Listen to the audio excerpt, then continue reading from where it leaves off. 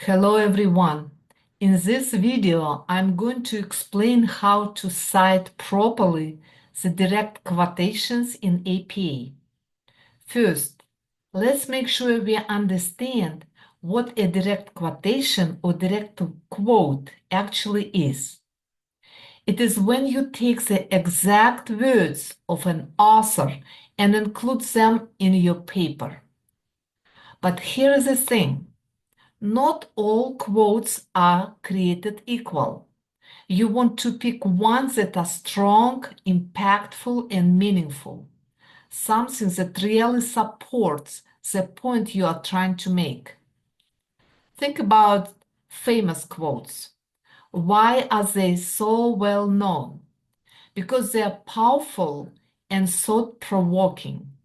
So, before using a direct quotation, ask yourself, is this quote meaningful enough to strengthen my argument? Now, let's talk about the different types of direct quotations. Short quotes are great. They're concise, to the point, and pack a punch. I encourage you to use short, meaningful quotes in your papers. Long quotes, those with more than 40 words, are a bit different.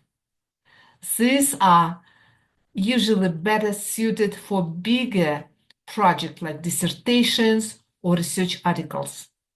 For weekly assignments, so stick to shorter quotes. Direct quotations can come from different types of sources. You can quote books or journal articles that have page numbers. This is the most common type. You can also quote websites, which don't usually have page numbers. Instead, you might see section, headings, or paragraph numbers. And finally, you might quote something from a conversation or interview with a person. Let's take a closer look at how to handle these specific situations. This is an example of using direct quotation from a source with pagination. This is what we write. Then we want to support our statement with a quotation. We use the quotation marks at the beginning of the quote, at the end. Then in parentheses, we have the name of the author, comma, the year of the publication, comma, P, page number, 850, the number of the page, and a period at the end of the sentence after the citation. Why actually we need to use page number or paragraph number for the websites? Because we want our readers or reviewers to be able to retrieve those quotations, to go to the source and find those exact words that we are taking for our quote. So next example is a long direct quote with more than 40 words. As I said before, I did discourage you using this type of long quotations, but you want to know how they look like because the format for the long direct quotations is different. So first, we use the author name before the quotation starts. For example, we can say, according to the author, or the author concluded the following, or whatever you write here, you introduce the source first. And also you use, in parentheses, you use the date of the publication. Then here you see the colon, and we use a quotation, the direct quote, without quotation marks. This type of format is called block quotation. So no quotation marks for long quotes, period at the end of the quotation, and then in parentheses, we use a page number. Once again, please do not use long quotations, but be aware how they should be organized. Now, we want to look at direct quotes from websites without page numbers.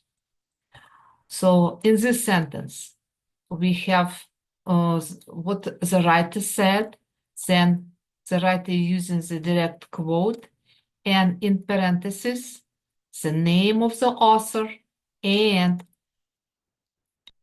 the name of the other author, if it is our case, the date of the publication, the year of the publication, and section name, the heading or the title of the section where this quotation can be found.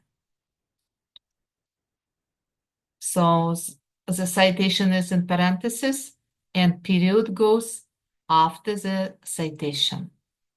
Another example, the same idea. We use the quotation marks for the quote. Then we continue our sentence. And then at the end of the sentence, we put citation in parentheses, the name of the author, or if you have no author, the name of the website or web page, the short name, only one word. In references, you will describe and provide full name of the web page. But in citation, it must be only one short word. The year of the publication, para or para. So para stands for paragraph. Para one quotation, citation is parenthesis is closing and period at the end. And another example of the direct quotation from the web page. Here we can see the name of the author, the year of the publication, then the name of the section, comma, paragraph, because this section is long, so it is divided by paragraphs. So paragraph number 4, para 4.